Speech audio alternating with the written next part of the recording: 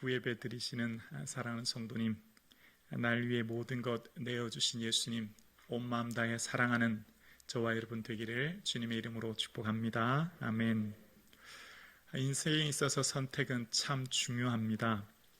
더 나은 미래를 위해 우리는 늘 고민합니다. 선택의 총합이 인생이라 할 수 있지요. 인생의 선택의 기준, 그러니까 어떻게 하면 더 나은 미래를 위한 매 순간의 선택을 하며 나아갈 수 있을까요? 그리고 또한 나의 선택이 어떻게 더 나은 사회를 만들고 변화시킬 수 있을까요? 그것을 오늘 본문을 통해 한번 살펴보려고 합니다. 지금까지 바울과 그 일행들은 타인의 결정에 의해서 폭풍을 만났습니다. 백부장 율리오에 의해서 결정된 그 항로로 큰 풍랑을 만났는데, 하지만 오늘은 바울 스스로의 결정과 또 누가와 그 동역자들의 선택이 있음을 보게 되는데요. 자, 오늘 본문을 보면 오늘 본문 27절이 이렇게 시작합니다. 열나흘째 되는 날 밤에 우리가 아드리아 바다에서 이리저리 쫓겨가다가 자정쯤 되어 사공들이 어느 육지에 가까워 주는 줄을 짐작하고 라고 설명합니다. 자, 큰 광풍을 만나서 먹지도 못하고 자지도 못하는 큰 어려움이 됐는데요. 이제 열나흘, 한 보름 가까이 된 거예요. 그리고 자정이라는 표현을 통해 이제 12시 가까이가 된 겁니다. 자, 그러면서 오늘 본문은 끊임없이 시간에 대해서 언급하기 시작하면서 그러니까 이 본문의 내용이 하룻밤 사이에 일어났던 일이다라고 하는 것을 보여줘요. 그러니까 29절에 보면 이런 표현이 나오죠. 암초에 걸릴까 하여 고물로 단 넷을 내리고 날이 새기를 고대하니라 하는 표현이 나옵니다. 고물이라고 하는 것은 배 뒤쪽이거든요. 오늘 본문의 이물은 배 앞쪽. 뒤쪽에 가서 잣을 내리고 날 새기 기다렸다라는 표현이 나오죠. 그리고 33절에 넘어가면 또 이런 표현이 나와요. 33절에 보면 날이 새어가매 바울이 여러 사람에게 음식 먹기를 권하여 이르되라는 표현이 나옵니다. 점점 해가 동토하는 모습이에요. 어둠이 걷히면서 날이 밝아오는 모습입니다. 그리고 또 시간이 흘러요. 39절에 보면 어떤 표현이 나오냐면 39절이요. 날이 새매라는 표현입니다. 드디어 해가 뜬 거예요. 온 세상이 환하게 밝은 거예요. 그러니까 자, 오늘 본문은 하룻밤 사이에 일어난 사건을 기록한 거예요. 14일의 풍랑 중에 둘째 날에는 배에서 사공들이 짐을 버렸고 셋째 날에는 배의 기구를 버렸어요. 그 뒤에는 기록이 별로 없어요. 그냥 여러 날 지냈다라는 표현이 나옵니다. 그리고 14일째 되는 날 밤부터 그 다음날 아침까지의 하룻밤의 일을 아주 자세하고 소상하게 기록합니다. 14일이라고 하는 보름 가까이 되는 시간에 대해서는 그렇게 크게 언급하지 않다가 왜 유독 오늘은 하룻밤 사이에 일어난 일을 이렇게 자세하게 소상하게 우리에게 말할까요? 그 의도가 뭘까요? 그 의도를 오늘 본문을 살펴보려고 하는데요. 오늘 본문에 이 풍랑이 만나기 전에 바울이 하나님께 사명을 받잖아요. 하나님의 사자가 바울아 걱정하지 마. 너 가이사 앞에 가게 될 거야. 그리고 내가 항해하는 자 다 내게 맡겼다. 안심해. 그런 말씀 하셨잖아요. 그 말씀을 하셨고 이제 만약 그 말씀을 들은 후에 그곳에 있는 사공, 군인, 상인들에게 이 말을 했을 때 사람들의 반응이 어땠을까요? 하나님의 음성을 들었다고? 안심하라고? 저 사람 이상한 사람 아니야? 이렇게 표현해서 죄송해요. 미친 사람 아니야? 무슨 하나님의 음성을 들어? 안심하라고? 저 사람 망상 본 거 아니야? 뭐 이런 식으로 비웃지 않았겠냐고요. 하나님 음성 들었다고 괜찮다고 바울이 얘기하는데 지금 바울이 어떤 신분이죠? 죄수예요. 늙은 죄수요. 초라하기 끝이 없는 거지없는 죄수요. 군인이나 권력 있는 사람이 아니라 수많은 죄수 중에 한 명인 노인이 뭐 안심하라고 하는데 누가 귀를 기울였으며 비웃었지 않겠냐고요. 아니 관심조차 없었을 거예요. 왜냐하면 지금 먹지 못하고 풍랑을 만났기 때문에 다들 지쳐있기 때문에 남 얘기에 별로 관심도 기울이지 않았을 거예요. 자, 그런데요, 사람들이 귀 기울이지 않고 냉소적이었던 바울의 말, 오늘 본문에는요 사람들이 완전히 바뀌어 있어요. 오늘 본문의 바울이요, 여러분 먹지 못했고 마시지 못했죠. 열나흘이 되었는데요. 여러분 머리카락 하나도 잃지 않습니다 라고 하면서 우리 35절과 36절 본문을 볼까요? 이렇게 기록되어 있죠. 떡을 가져다가 모든 사람 앞에서 하나님께 축사하고 떼어 먹기를 시작하매 그들도 다 안심하고 받아 먹으니라고 기록합니다. 여러분, 백부장을 비롯한 군인들은요, 권위가 있지 않습니까? 로마의 권위가 있는 백부장들, 군인들. 죄수들은 어떻습니까? 바울이야 미결수라 황제에게 재판을 받아야 되지만 대부분의 죄수들은 아마 원형 경기장에서 사자의 밥이 되는 아주 거칠고 포악한 사람들입니다. 뱃사공들도 마찬가지고요. 그 많은 사람들이 다 어떻게 바울의 말을 듣고 안심했대요. 그리고 떡을 먹기 시작했다는 겁니다. 여러분, 놀라운 일 아닙니까?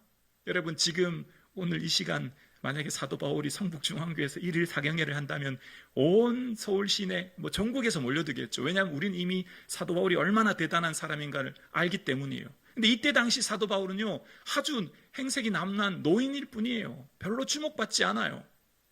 그런데 그 노인일 뿐, 죄수인 그가 말할 때 사람들이 다 그 말을 듣고요, 다 떡을 먹기 시작하고 다 그에게 말을 따르기 시작한다는 겁니다. 놀라운 일 아닙니까? 어떻게 이런 일이 가능할까요? 어떻게 열나흘째 되는 날 밤 바울에게 지목하게 되었을까요? 그 이유는, 핵심은 이것입니다. 바울의 희생과 헌신이 동반되었던 삶이 그들에게 보여졌기 때문이에요.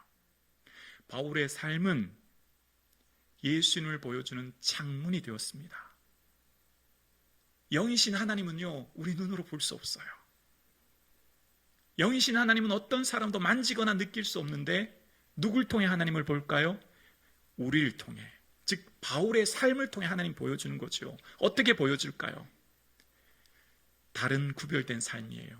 오늘 본문의 앞구절에 어떤 내용이 있냐면 사공들이 느끼기 시작합니다. 바람의 세기와 파도를 보니까 이제 묻이 가까웠다는 걸 직감적으로 아는 거예요. 오랜 경험을 통해. 그래서 어떡하죠? 물 깊이를 재보는 겁니다. 바다 수심을. 그랬더니 20길에서 15길. 어떻게 해요? 바다가 점점 얕아지고 있는 거죠. 이제 육지가 가까웠다는 걸 알게 된 겁니다. 어떻게 할까요? 사공들이 몰래 자기들만 도망가려고 이미 배 뒤쪽에 닷을 내려놓았는데도 사람들을 속이는 척, 앞쪽에 닷을 놓는 척 하면서 거룩배, 우리로 말하면 구명보트를 내려서 자기들끼리만 도망가려고 한 겁니다. 자, 여기서 두 가지 선택사항이 여러분에게 놓여 있습니다. 여러분이 바울이라면 두 가지 선택을 할 수 있습니다. 조용히 가서, 여러분, 그 배에 내 자리도 하나 없어? 나도 같이 예약하게 해주십시오.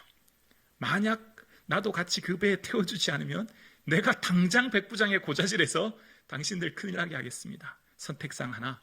두 번째, 이 사람들이 없으면 배가 위험해집니다. 이분들은 기술자 아닙니까? 배에 선원들이 없으면 배를 당장 운행할 수가 없지 않습니까? 우리 모두가 살기 위해서는 이 사람들이 있어야 되니 군인들에게 얘기해서 함께 살자. 물론 우리 성북중앙교회 성도님들은 두 번째를 선택하셨겠지만 선택하기가 쉽지 않죠. 나 혼자만 살고자 했다면 아마 그 자리에 몰래 찾아가서 내 자리도 함께 마련하시오. 나도 함께 같이 도망가겠소? 라고 얘기했을 거예요. 전반부의 사회를, 이 배를 이끄는 힘이 뭐였죠? 돈이었습니다. 배가 움직이는 힘은 돈이었고 돈이 지금까지 여기까지 온 거예요. 두 번째, 오늘 배를 움직이는 힘은 정보입니다. 소수의 사람들만 가지고 있는 공익을 위한 정보를 지금 이 사공들은 사리사욕을 위해 채우고 있습니다. 지식 정보화 사회를 움직이는 힘은 뭐죠? 정보입니다. 정보가 권력이요, 힘이요, 정보는 곧 돈입니다. 그 정보를 가지고 자신들이 얻은 그 고급 정보는 나만을 위해 쓰는 사공들의 모습이 등장하죠. 이 사회 전체를 움직이는 힘, 정보라고 하는 그 사실을 사공들은 자신들만 이용하지만 바울은 역시 그것을 알았지만 이때 당시 가장 편리한 교통수단이 배였고 항로를 통한 오랜 경험을 한 바울은 이미 알고 있었지요. 그렇지만 바울은 자신만을 위해 살기 위해 선택하지 않아요. 우리 모두가 함께 살기 위해 후자를 선택하죠. 그리고 백부장을 통해서 그들과 함께 있게 하고 고룻배, 구명보트를 끊어버립니다. 어떻게 되었을까요? 그 다음 분위기가. 배 분위기를 한번 볼까요? 사람들이 웅성거리지 않았을까요? 아니, 자네 그거 아는가? 선원들이 글쎄 몰래 도망가려고 했다네? 우리를 두고 몰래 도망가려고 했는데 바울이라는 사람이 그걸 만류해서 지금 우리가 지금 이곳에 같이 살고 있었대. 아니, 바울이라는 사람이 도대체 누구길래 그런 얘기를 해줬지? 서로서로 수근수근 거렸을 거예요. 그리고 고마운 마음을 가졌을 겁니다. 바울 덕분에 선원들이 도망가지 않았고, 그래서 배에 탄 사람들이 모두가 생명을 유지할 수 있었기 때문이에요. 많은 사람들이 바울에 대해서 주목하기 시작했을 거예요. 저 노인이 도대체 누군데 자기만 생각하지 않고 모두를 살기 위해 그런 선택을 했는가 생각하지 않았겠냐고요. 바울의 희생은 자신만을 위한 선택이 아니라 배에 탄 모든 사람들을 위한 선택이었죠. 환경이 변하지 않았습니다. 아직까지 폭풍우는 치고 있고 배는 침몰 직전입니다. 밤이 캄캄합니다. 모든 사람들은 환경은 그대로인데 사람들의 마음이 바뀌기 시작한 거예요. 배 주위의 환경은 그대로인데 바울의 삶에 감동을 받은 거죠. 깨닫게 된 거죠. 그리고 바울의 말에 따르기 시작한 거예요. 바울은 나만을 위해 선택한 것이 아니고요, 우리를 위해 선택했어요. 그리고 바울의 고백, 누가를 통한 고백이 37절에 나오죠. 37절에 보면 이런 표현이 나오죠. 배에 있는 우리의 수는 전부 276명이더라. 자, 이 본문을 기록한 누가는 로마의 공무원이 아니고요, 백삭스를 받은 선원도 아닙니다. 함께 타고 있는 바울의 동역자일 뿐이에요. 그런데 어떻게 해요? 배에 타고 있는 사람을 하나하나 일일이 다 세는 거예요. 여러분 생각해 보세요. KTX 타고 부산 가시는데 몇 호 차에 타셨든지 KTX 타고 있는 사람이 몇 명인지 어떤 모습인지 살펴보시나요? 관심 별로 없어요. 나만 부산 잘 가면 되지 않습니까? 누가가 굳이 사람들 일일이 셀 필요 있습니까? 우리를 생각하기 때문이에요. 우리. 로마 군인들은 원수입니다. 팔레스틴, 이스라엘은 속국이고요. 우리로 말하면 일제강점기 시대, 일제순살격인 거죠. 죄수들은 어떻습니까? 상대하기도 싫은 사람이에요. 내가 왜 저런 죄수들을 일일이 세면서 우리라고 해야 됩니까? 그런데 오늘 본문은 우리, 그리고 전부라고 얘기합니다. 믿음은 나를 넘어 우리를 보게 하는 거예요. 미숙할 때는 나만 생각해요. 나만을 위해 기도하고 나만을 위해 신앙생활하고 나만을 위해 살지만 성숙하면 어떻게 되죠? 우리가 되는 거예요. 드디어 눈이 열리는 거예요. 우리 교회만 보는 게 아니라 이웃 교회도, 개척 교회도, 주변 교회도, 세계 교회도 보는 거죠. 더 성숙한 사람이 우리를 보는 거죠. 여러분, 바울은 지금의 삶 가운데에서 나 혼자만을 생각하지 않아요. 누가 역시 그랬습니다.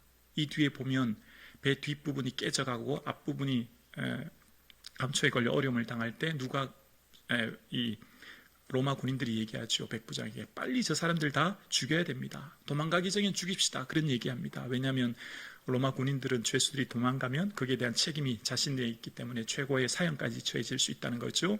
그러니까 로마 죄수들이 도망가면 자신들이 불이익을 당하니까 그 전에 죽이자는 거죠. 그 얘기를 들었을 때 여러분, 그 죄수 중에 한 명이 바울인데 누가가 그 얘기를 들었을 때 바울에게 가서 바울 선생님 빨리 우리가 도망가야 됩니다 라고 얘기하고 발빠르게 누가와 바울이 그 배에서 도망가려고 했습니까? 그런 모습이 전혀 보이지 않습니다. 여러분, 우리의 삶은요, 예수님을 보여주는 창문입니다. 바울의 삶은요, 예수님을 보여주는 창이 되었어요. 앞전에 말씀을 받았습니다. 하나님의 사자로부터 어떻게 될 것인가라고 하는 그 하나님의 말씀. 그러나 사람들이 그 하나님 말씀 믿을까요? 믿지 않습니다. 어떻게 믿습니까? 믿음이 없잖아요. 근데 그 사람들이 바울이 하나님 말씀을 믿게 된 동기가 무엇입니까? 바울의 삶입니다. 삶. 희생의 삶. 그게 하나님을 보여준 거죠. 바울은 자신의 희생을 통해 말이 삶으로 살아냄으로 하나님의 어떤 분인가를 보여준 거예요. 오늘 지금 이곳에 예배드리시는 성도님 가운데 여러분, 어떤 분은 은혜를 받고 어떤 분은 은혜를 못 받으실 수 있어요. 왜 그럴까요? 목사를 보고 목사가 교회를 위해 헌신하는 목사다 생각하는 분은 은혜를 받겠지만, 목사가 목회하는 게 의도가 자기의 이익을 위해 목회한다라고 생각하는 사람은 절대 은혜를 받지 못합니다. 왜냐하면 목사를 통해서 하나님 말씀을 듣거든요. 그러니까 목사가 이 자리에서 말씀을 전하는 그 목사의 삶에 희생하고 헌신하고 성도님들을 사랑한다라고 생각하는 성도님들은 목사를 통해 주시는 하나님 말씀을 듣고 은혜를 받아요. 그러나 목사가 목회하는 의도가 자신의 이익과 유익을 위해서 목회한다, 자신만을 위해 이기적인 목사다 생각하는 사람은요, 결코 은혜 받지 못합니다. 마찬가지예요. 여러분 삶이 세상에서 예수님 보여주는 삶이에요. 다르다와 더하다의 차이 아시죠? 여러분은 학교와 직장과 삶에서 예수님 보여주는 삶이 되어야 되는데, 여러분, 우리는 달라야 되잖아요. 구별된 사람이잖아요. 그래서 다른 사람들보다 조금 더 희생하고 조금 더 헌신해서, 우와, 김 과장님 알고 봤더니 신앙생활 하신데, 교회 다니신데, 그게 우리의 모습을 보여줘야 되잖아요. 근데 더하다는 말 들으면 안 되잖아요. 이야, 김 부장님 교회 다닌다는데 더해. 어떻게 저럴 수가 있어. 무슨 말인지 이해되시죠? 여러분의 삶이 예수님을 보여주는 창이에요. 말씀이 여러분의 삶으로 증명되는 거죠. 아, 하나님 정말 살아계시구나. 그것이 여러분의 삶으로 드러나는 거예요. 그래서 여러분, 우리의 중요한 선택은요, 주님을 위해 우리를 선택하는 거예요. 주님 위해 우리를 선택하는 게 우리의 선택에 더 나은 미래를 위한 최고의 선택인 거죠. 여러분, 예수님이요, 하나님이요, 하나님에게는 딱 한 분만 아들이 있었어요. 바로 예수님이셨어요. 하나님에게는 딱 한 분, 예수님만 아들이셨죠. 그런데 예수님은 자신의 특권을 내려놓았죠. 하늘에 계신 우리 아버지로 고백합니다. 나만의 아버지, 나의 아버지가 아니라 우리요, 여기 계신 우리 모두의 아버지요. 예수님이 겟세마네에서 기도하실 때는요, 내 아버지요라고 기도해요. 나의 아버지, 나만의 아버지. 내가 너무 괴로워요, 힘들어요. 그런데요, 나의 원대로 마옵시고 아버지 뜻대로 되어지기를 원합니다라고 고백합니다. 우리의 아버지가 되려면 나를 내어놓아야 됩니다. 내가 희생해야 되는 거예요. 십자가를 져야만 나의 아버지에서 우리의 아버지가 되는 겁니다. 그래서 힘들어요. 그래서 어려워요. 그래서 예수님 가신 그 길 따라가는 게 얼마나 어려운 게 몰라요. 교회를 그냥 왔다 갔다 하는 건 쉬운데요, 진심으로 예수님을 잘 믿고 따르는 제자의 길은 너무너무 어려워요.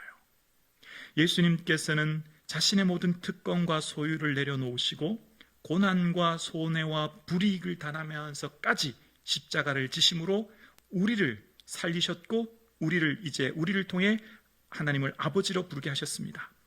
나만의 하나님이셨던 하나님을 우리의 하나님으로 우리를 위해 내어주신 거예요. 그래서 주님께서 말씀하십니다. 너희들 또한 이러한 삶을 살아야 된다고요. 너만을 위한 인생이 아니라, 너 가족만 위한 인생이 아니라 빛이 되라고요. 어두운 데를 비추라고요. 소금이 되라고요. 썩지 않도록 녹아지라고요. 오늘 지난주에 여기 유아부실에 이렇게 권사님들 계시는데 잠깐 갔거든요. 갔더니 우리 권사님들 앉아 계시는 거예요.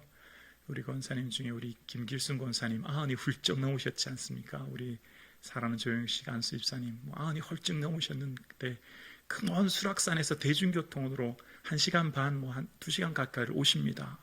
별로 안 놀라시는데요. 여러분도 그래서 권사님 어떻게 이렇게 건강하세요? 어떻게 이렇게 예배를 오시고 참 건강관리 잘 하셨어요? 진지는 잘 드셔요? 그랬더니 권사님께서 네, 남편 식사 준비하느라 밥 해야 해요. 남편 식사 준비하느라 밥 해야 해요. 그러시더라고요. 조영식 안수집사님 평생 섬기신 거죠. 그게 결국은 권사님 건강이 된 거예요. 조영식 안수집사님 잘 섬기시다가 같이 식사하셔야 되니까 혼자 계시면 식사 안 하신대요. 희생은요, 결국 나를 위한 거예요. 이게 성경의 진리예요. 우리를 선택하면 내가 살아요. 아멘이십니까? 여러분, 주님을 위해 봉사하면요, 손해보는 것 같고 아깝고 힘든 것 같은데 알고 보면요, 그것이 나의 믿음을 지킵니다. 믿음을 성장시켜 주시는 거예요. 하나님 나라까지. 여러분, 우리가 왜 더 나은 미래를 위해 우리를 선택해야 될까요? 우리에게는 천국이 있거든요. 아멘이시죠? 반드시 믿으셔야 됩니다. 천국이 반드시 있습니다. 지옥이 있고요, 천국이 있습니다. 지옥에는 영원한 고통과 구더기도 죽지 않은 불이 꺼지지 않은 고통이 있고요, 그것은 영원한 고통입니다. 이 땅에서만 천국 갈 수 있는 기회가 있는 거예요. 그리고 이 땅에서만 주를 위해 살 수 있는 기회가 있는 거예요. 그래서 지금 우리의 삶은요, 나만을 위해가 아니라 주님을 위해 살 기회입니다. 우리를 위한 선택은요, 주어진 기회가 있습니다.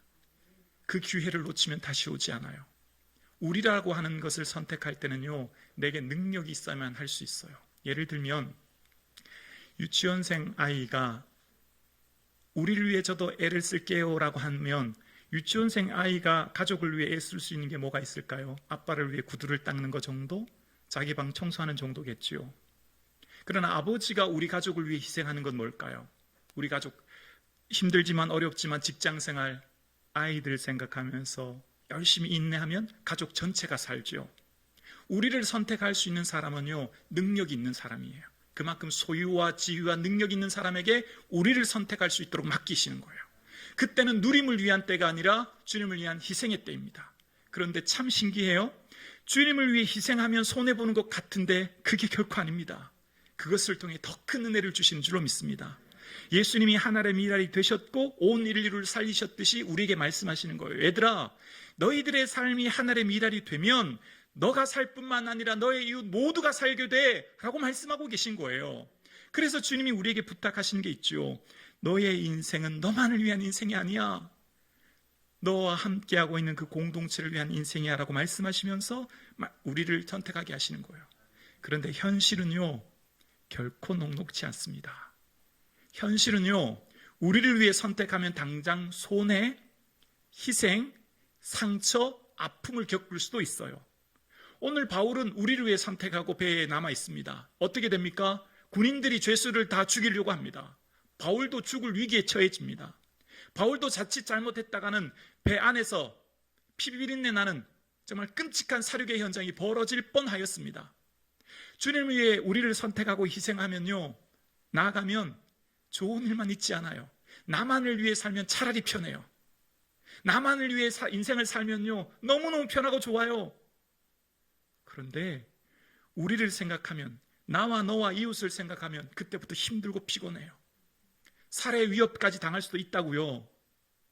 그러나 그 위기 속에서도 하나님은 백부장을 통해서 건져주셨고 오늘 본문에 다 구조되었다라고 말씀하고 계세요.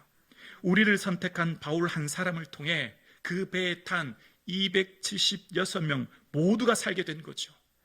바울이 나만 생각했다면 그 배에 남아있었던 275명 어떻게 되었을까요? 그러나 바울이 우리를 선택한 그 순간 배에 탄 모든 사람들이 살게 된 겁니다. 예수 믿는다는 건 예수님 가신 그 길 따라가는 거예요. 제자를 말하는 거죠.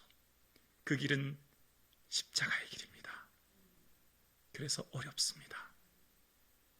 그렇지만 이 십자가의 길 속에 끝에 영생이 있음을 우리는 믿고 이 길 속에 진정한 생명에 이어 진리의 기름을 우리는 믿습니다. 그래서 주님께서 오늘도 함께 예배드리시는 성북중앙 가족 여러분 모두에게 말씀하십니다. 너의 인생의 선택의 순간 무엇을 선택하려 하느냐. 오늘 함께 예배드리시는 사랑하는 성도님, 우리를 선택할 수 있는 저와 여러분 되기를 주님의 이름으로 축복합니다.